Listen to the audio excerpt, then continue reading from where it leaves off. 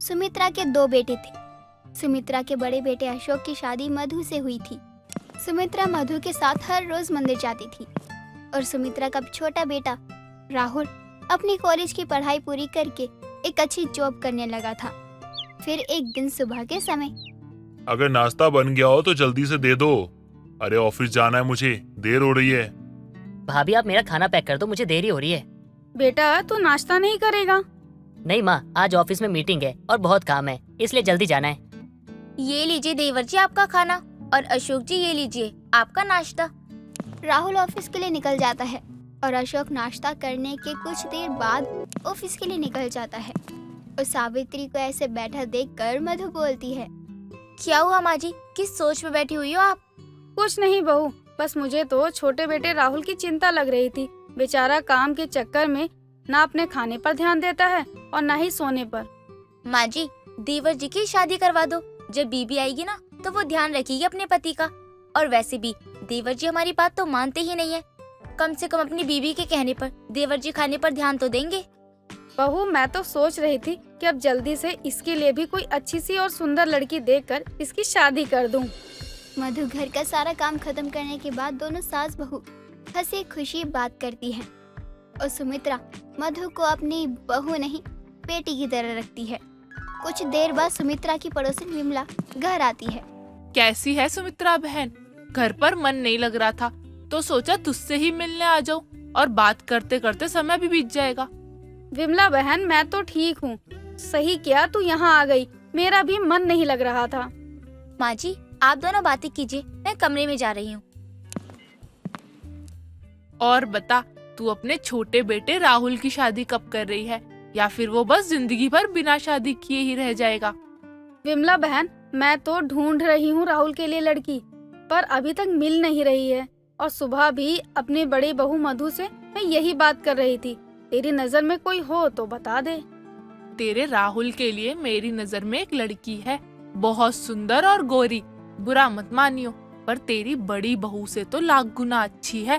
तेरी बड़ी बहू कहाँ सावली और कहाँ गरीब घर की लड़की है, पर जो मैं लड़की तुझे बता रही हूँ वो बहुत अमीर घर से है। तू अगर बोले तो मैं शाम तक तेरी लड़की वालों से बात करवा दूंगी। विमला मेरे राहुल के लिए अच्छी लड़की बता रही है, और गोरी भी है और सुंदर भी बता रही है, फिर तो अच्छी ही होगी। अपने अशोक के समय में मैंने बहुत जल्दबाजी कर दी थी, लेकिन राहुल के मामले में मैं ऐसा नहीं करूंगी। गोरी और सुंदर लड़की से ही करवाऊंगी मैं अपने राहुल की शादी। क्या सोच में पड़ गई सुमित्रा बहन? लगता है मेरी बात का तुझे बुरा लग गया, पर जो बात है वो तो सच है। बाकी तू जाने, चल मैं तो चलती हूँ। अगर तुझे अपने राहुल की शादी की बात बढ़ानी है तो मुझे बता दियो, मैं लड़की वालों से बात कर लूंगी। विमला ऐसा बोलकर अपने घर चली जाती है और शाम होते ही सुमित्रा के दोनों बेटे ऑफिस से आकर दोनों खाना खाते हैं। सब लोग खाना खा ही रहे होते हैं, तभी सुमित्रा बोलती है, राहुल बेटा आज दिन में विमला आंटी घर आई थी और तेरे लिए एक लड़की का रिश्ता बता रही थी। हम सब कल उसे देखने के लिए जा रहे हैं। बहू तू भी कल तैयार हो जाना, हम सब साथ में जाएंगे। हाँ माँ जी मैं तो जरूर जाऊंगी। मेरी देवरानी जो होगी, मैं तो बहुत खुश हूँ कि मेरी देवरानी भी मेरे हर काम में हाथ बटाएगी। मधु ऐसा बोलकर सभी को खाना देती है और सभी खाना खाने के बाद अपने अपने कमरे में सोने चले जाते हैं। अगले दिन सभी लड़की को देखने के लिए जाते हैं। लड़की का नाम मेघा होता है। राहुल मेघा को एक ही नजर में पसंद कर लेता है और शादी के लिए हाँ भी कर देता है। कुछ दिनों बाद राहुल और मेघा की शादी भी हो जाती है। शादी के अगले दिन सुबह के समय, छोटी बहू जरा बाहर आ, तुझसे कुछ बात करनी है। जी माँ जी बोलिए। बहू आज तेरी पहली रसोई है, तो तू अपनी पहली रसोई में सबके लिए मीठे में हलवा बना दियो। मेघा रसोई में जाकर सभी के लिए हलवा बनाकर लेकर आती है और सभी खुश होकर खाते भी हैं। मेघा की जेठानी मधु भी कमरे में से आती है और वो भी जब अपनी देवरानी के हाथ का हलवा खाती है तो बोलती है, देवरानी जी तुमने हलवा तो बहुत स्वादिष्ट बनाया है, तो फिर खाना कितना अच्छा बनाती होगी। और अब तो मुझे किसी चीज की कोई चिंता नहीं करनी पड़ेगी। आके घर संभालने वाली मेरी देवरानी जो आ गई है। बहू आज शाम का खाना तू ही बनाएगी और अब से तुझे ही घर के सारे काम संभालने होंगे। बहू खाना तो तूने बहुत ही स्वादिष्ट बनाया है, लेकिन जो स्वाद हमारी बड़ी बहू के हाथ में है वो तेरे में नहीं है। माँ जी मेघा धीरे धीरे सीख जाएगी खाना बनाना, पर और मुझे तो बहुत अच्छा लगा अपनी देवरानी के हाथ का खाना। और मैंने तो देवरानी के हाथों का कुछ ज्यादा ही खाना खा लिया है। क्यों ना हम लोग थोड़ा टहल लेते हैं। बहू मैं तो तुझसे ये बोलने आई थी कि छोटी बहू तू भी खाना खा ले, फिर चलते हैं तीनों साथ में। मेघा सुमित्रा के मुंह से मधु की तारीफ सुनकर चिढ़ जाती है। मेघा के खाना खाने के बाद तीनों सास बहू टहलने के लिए जाती हैं। पर एकदम से काफी दिन बाद मधु की माँ का फोन आता है और मधु फोन पर बात करती अपने कमरे में चली जाती है। पर मेघा सुमित्रा को मधु के खिलाफ भड़काती है और उसे एहसास दिलाती है कि सुमित्रा की छोटी बहू गोरी और सुंदर और अमीर घर से है और बड़ी बहू सांवली और गरीब घर से है। सुमित्रा अपनी छोटी बहू की बातों में आकर मधु का बिना इंतजार किए दोनों मधु को छोड़कर टहलने के लिए निकल जाते हैं। कुछ देर बाद मधु कमरे में से बाहर आती है तो देखती है माँ जी चली गई मुझे छोड़कर। लगता है काफी देर हो गई थी मुझे अपनी माँ से बात करते करते, शायद इसीलिए चली गई माँ जी। माँ का भी आज कितने दिनों बाद फोन आया था, उनसे बात करना भी तो जरूरी था। कोई बात नहीं, मैं कल चली जाऊंगी।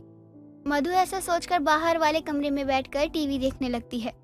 कुछ देर बाद मेघा और सुमित्रा टहलकर घर आती हैं और दोनों हंसते हुए बात करते करते मधु को नजरअंदाज कर देती हैं और दोनों सास बहू अपने अपने कमरे में जाकर सो जाती हैं। पर मधु इस बात का बिल्कुल भी बुरा नहीं मानती और वो भी अपने कमरे में जाकर सो जाती है। अगले दिन जब सुबह मधु कमरे में से बाहर आती है तो वो मेघा को देखती है और बोलती है, मेघा कहाँ जा रही हो सुबह सुबह तैयार होकर? अपने घर जा रही हो क्या? नहीं दीदी, मैं और माँ जी मंदिर जा रहे हैं। सुमित्रा कमरे में से आती है और मधु को नजरअंदाज करके छोटी बहू के साथ मंदिर चली जाती है। मधु को बिल्कुल भी अच्छा नहीं लगता और वो उदास मन होकर सोचने लगती है, माँ जी को क्या हो गया है? जब से मेघा आई है बस उसी के साथ मंदिर जाने लग गई है और शाम को भी रोज रात को टहलने के लिए मुझे बुलाती भी नहीं है। लगता है मेघा के आने से माँ जी अपनी बड़ी बहू को तो भूल ही रही हैं। मधु ऐसा बोलकर अपने घर के सारे काम करके अपने कमरे में अकेली टीवी देखने लग जाती है। ऐसे ही दिन बीतते जाते हैं। फिर एक दिन मधु के घर से फोन आता है। उसकी माँ की तबीयत खराब होने की वजह से मधु अपने घर चली जाती है। छोटी बहू कहाँ है तू? जरा बाहर तो आ। हाँ माँ जी बोलिए। बहू शाम होने को आई है, अभी तक घर में कुछ बना नहीं है। जब से बड़ी बहू गई है घर का समय ही बिगड़ गया है। घर पर कोई भी काम समय से नहीं होता है। अशोक भी आने वाला है, तू सभी के लिए कुछ खाना बना ले। माँ जी मैंने कभी अपनी शादी से पहले खाना नहीं बनाया है और मैं यहाँ पर खाने बनाने नहीं आई हूँ। और मैं शाम को राहुल जी के साथ शॉपिंग करने जा रही हूँ, तो मैं बाहर खाना खा के ही आऊंगी। आप अपना देख लेना। सुमित्रा को अपनी छोटी बहू की ये बात सुनकर बिल्कुल भी अच्छा नहीं लगता और सुमित्रा को एहसास हो जाता है सुमित्रा अपनी छोटी बहू के कहने पर अपनी बड़ी बहू को भूलने की सबसे बड़ी गलती कर रही थी और उदास होकर रसोई में जाकर खाना बनाती है और घर का सारा काम भी करती है। अगले दिन मधु अपनी मम्मी के घर से वापस आ जाती है तो सुमित्रा मधु को यानी अपनी बड़ी बहू को गले लगा लेती है और उससे माफी भी मांगती है। अर्चना एक छोटे से गांव में अपनी बहू बेटे के साथ रहती थी, जहां उसका बेटा उमेश खेती बाड़ी का काम किया करता था, जिसमें उसकी पत्नी राधा उसकी पूरी मदद करती थी।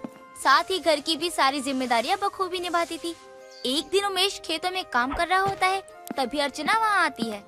इतनी देर हो गई बेटा, लेकिन अब तक राधा खाना लेकर नहीं आई। तुझे भूख लगी होगी।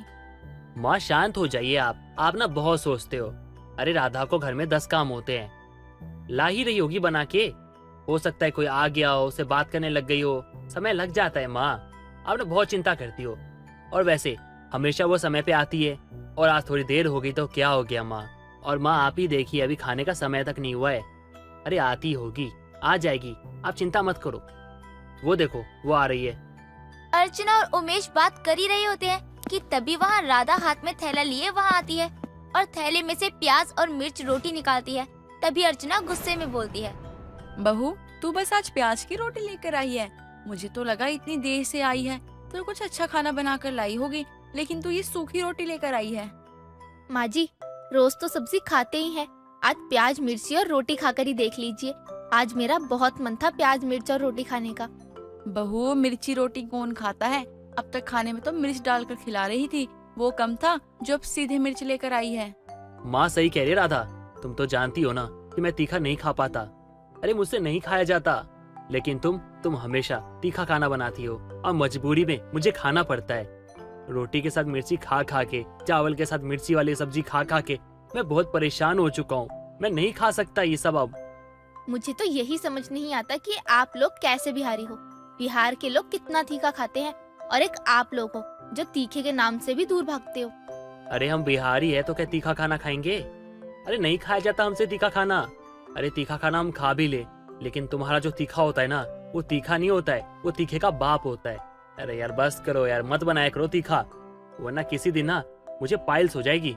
हाँ बहू, हम दूर भागते हैं क्योंकि हमें नहीं पता तुझ पे तीखे का असर होता है या नहीं, लेकिन हमें सुबह हल्का होने में बहुत परेशानी हो जाती है।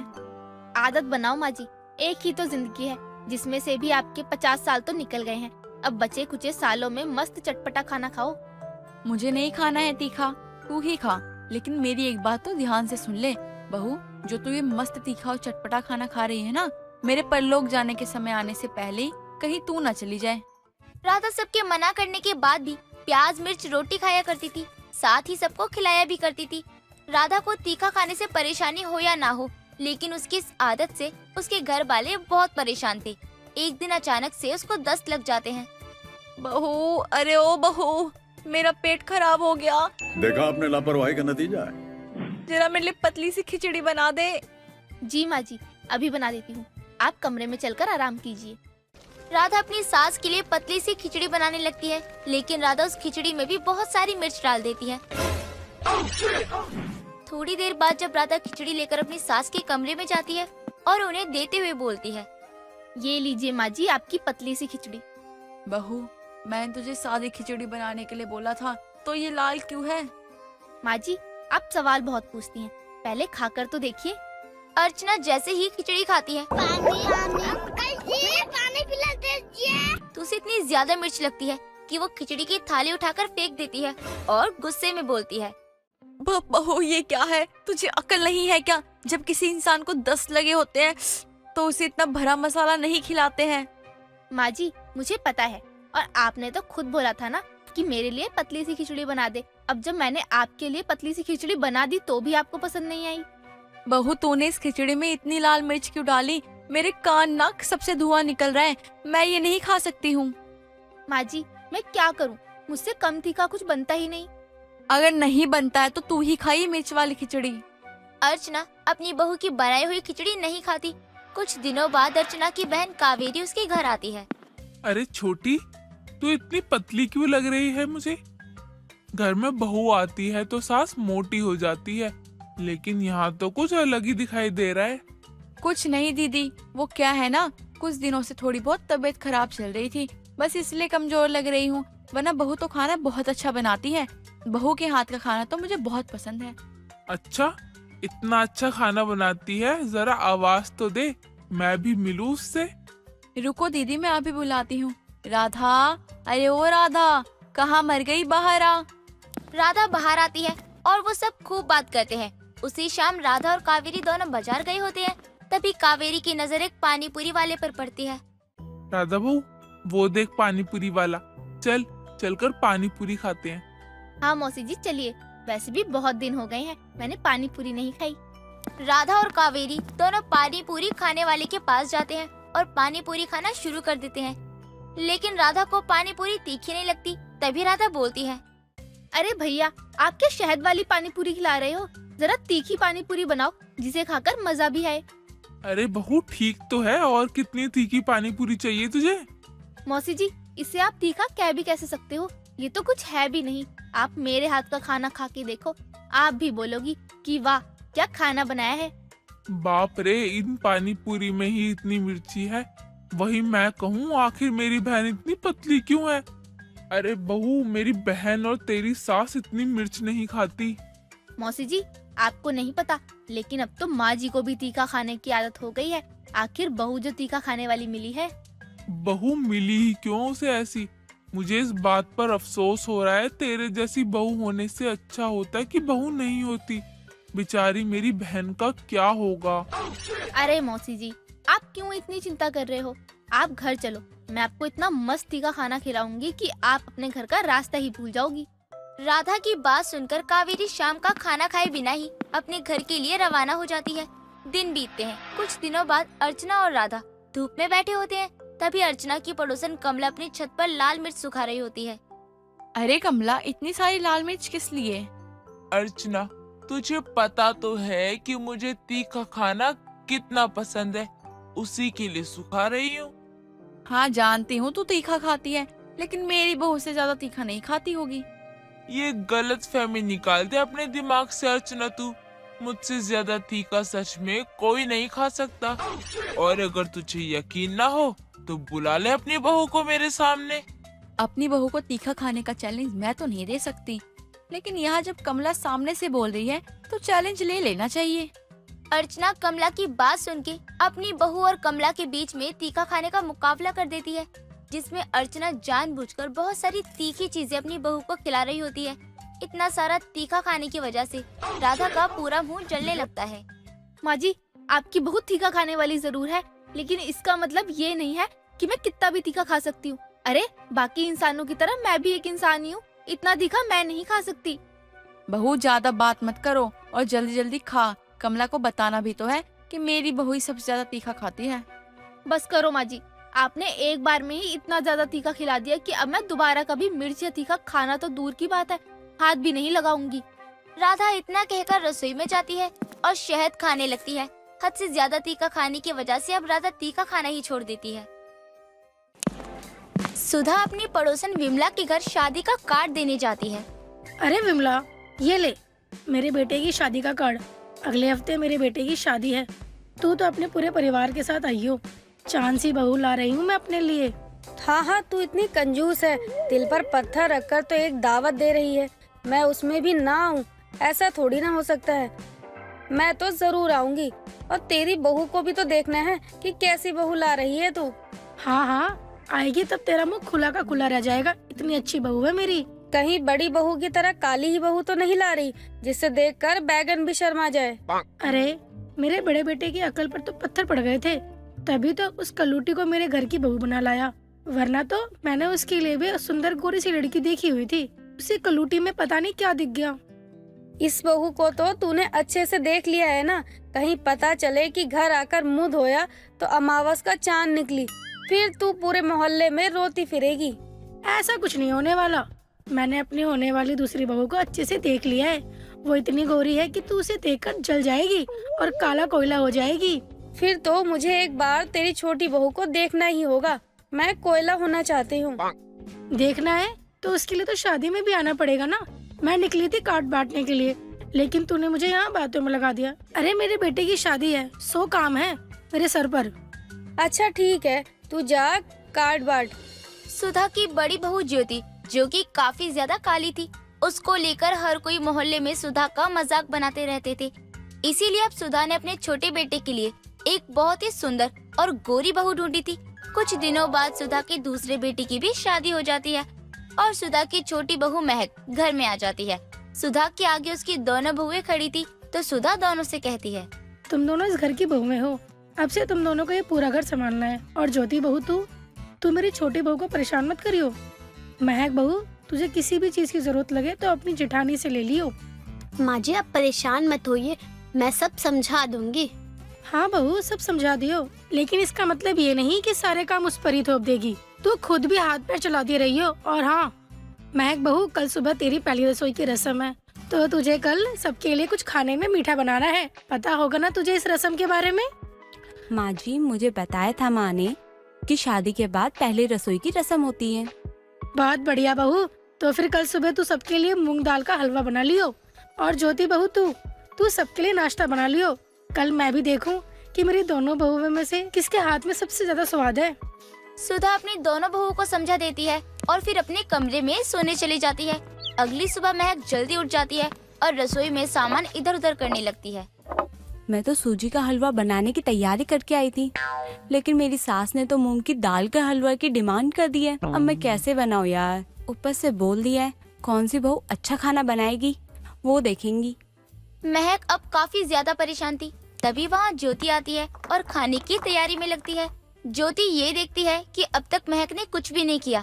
ये देखकर ज्योति बोलती है, क्या हुआ महक, तुम हलवा नहीं बना रही?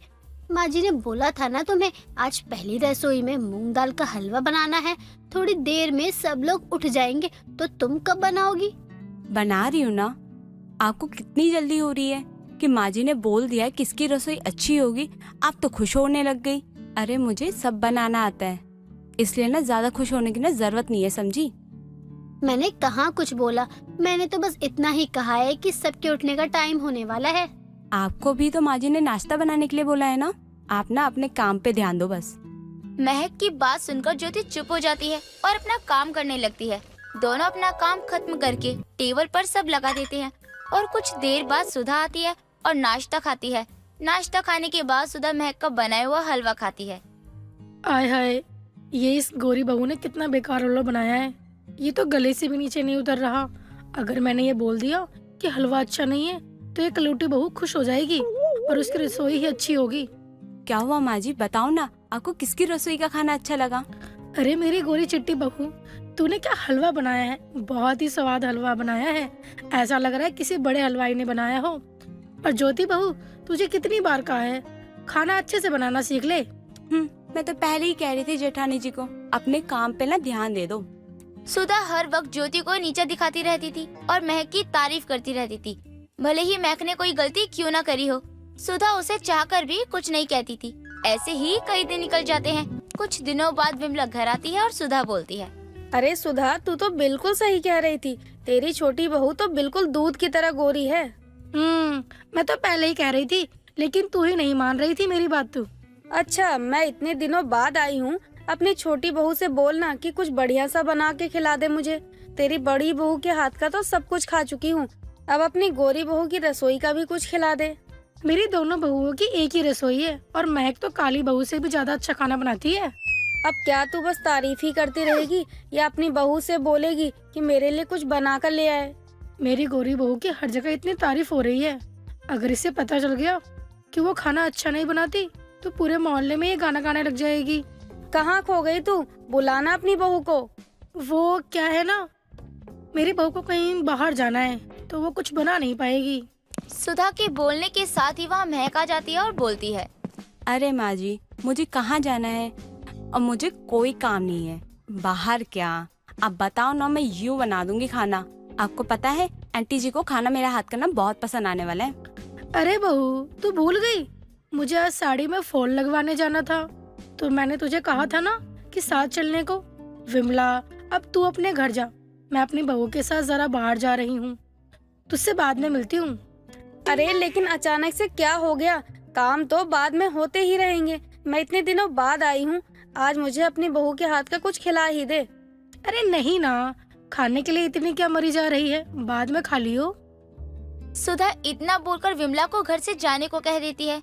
महक को अभी यही लग रहा था कि वो वाकई में अच्छा खाना बनाती है। कुछ दिनों बाद सुधा की बहन रेखा अपने पति मनोज के साथ घर पर आती है।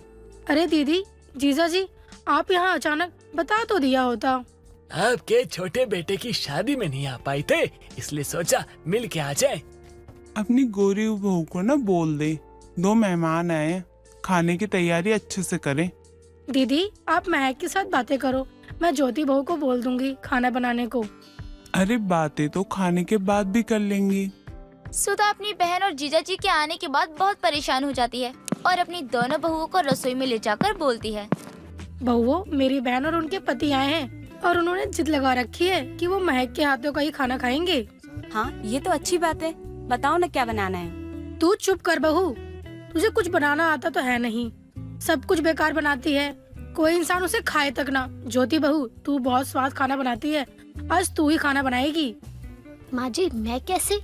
बहू मुझे माफ कर दे, गोरी बहू के चक्कर में तेरे गुण नहीं देखे मैंने। बहू तू आज संभाल ले और ये भी पता मत चलने देना कि ये खाना महक ने नहीं बनाया है। अब मुसीबत की घड़ी में काली बहू की रसोई सब संभालती है, जिसके बाद महक और सुधा दोनों को ही अपनी गलती का एहसास होता है। दोस्तों, अगर आपको ये कहानी पसंद आई तो इसे लाइक करें, शेयर करें और कमेंट करके बताएं कि कहानी में आपको सबसे अच्छा क्या लगा।